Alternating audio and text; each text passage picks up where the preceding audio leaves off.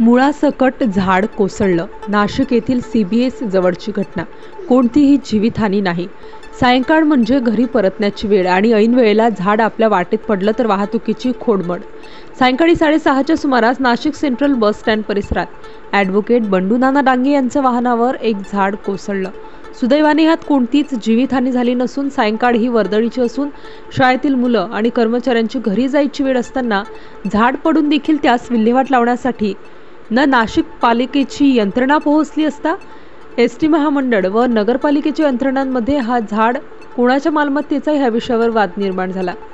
झाडाला बाजूला करण्याऐवजी झाड कोणाचा हा प्रश्न निर्माण झाला. यावर ॲडव्होकेट डांगे यांनी शासनाच्या यंत्रणेबद्दल शोकांतिका जाहीर केली.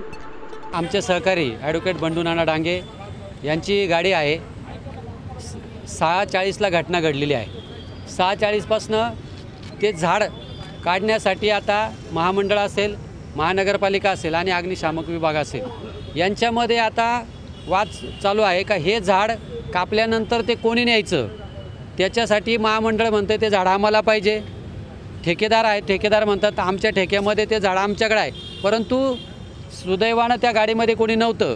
जर अशा पद्धतीनं शहराच्या मध्यवर्ती ठिकाणी एखादं झाड पडल्यानंतर एक तास ते झाडाची विल्हेवाट लागत नसेल किंवा त्या झाडाला बाजूला केलं जात नसेल तर ही शोकांतिका आहे.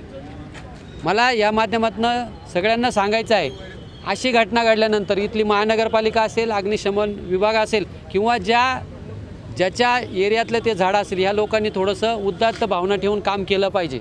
अशा पद्धतीने निष्काळजीपणा करणार असाल तर मला वाटतं आम्हाला इथं खरं राजकीय पक्षाचं नाव घ्यायचं नाही, परंतु आम आदमी पार्टीच्या वतीनं ते माजी शहराध्यक्ष आहे आम आदमी पार्टीचे, म्हणजे एखाद्या पक्षाच्या माजी शहराध्यक्षाच्या बाबतीत असा हलगर्जीपणा घडत असेल तर सामान्य माणसाला मला वाटतं खूप वाईट वागणूक इथं मिळत असेल. मी पुन्हा पोलीस प्रशासन आहे, महानगरपालिका आहे, अग्निशमन विभाग आहे आणि राज्य परिवहन महामंडळ आहे यांना विनंती करतो का असं कुठलाही पवित्र आम्हाला घ्यायला लावू नका. लवकरात लवकर प्रत्येकाने आपलं कर्तव्य निभवा आणि याच्यानंतर जेव्हा अशी घटना घडेल तेव्हा सगळ्यांनी तत्परतेने काम केलं पाहिजे. एवढंच मी विनंती आज करतो आणि थांबतो.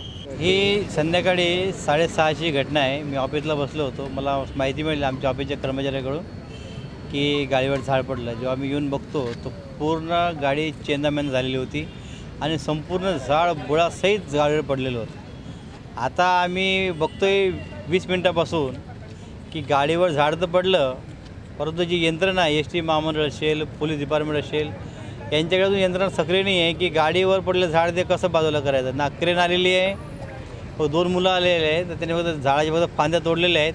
त्यांचं म्हणणं आहे आम्ही जर पूर्ण झाड तोडतो तर आणि गाडीवरून ते झाड काढतो तर मग आम्हाला पुन्हा तुम्ही ते मटेरियल द्या पूर्ण झाडाचं. ST महामंडळ म्हणते की ते आता आम्हाला तसं करता येणार नाही कारण गाडी ती झाड आमचं आहे, परंतु नुकसान ते माझं झालेलं आहे आणि पुन्हा ते गाडीवरून त्या पडलं झाड निघत नाही आहे.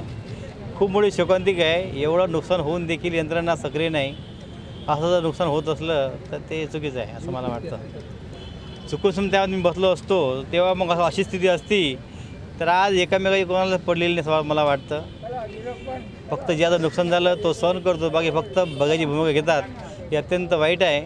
असं कोणावर अशी वेळ येऊ नये आणि यंत्रणेने देखील असं दुर्लक्षितपणा करू नये असं मला वाटतं. स्टार न्यूजसाठी मोहसिन पठाण, नाशिक.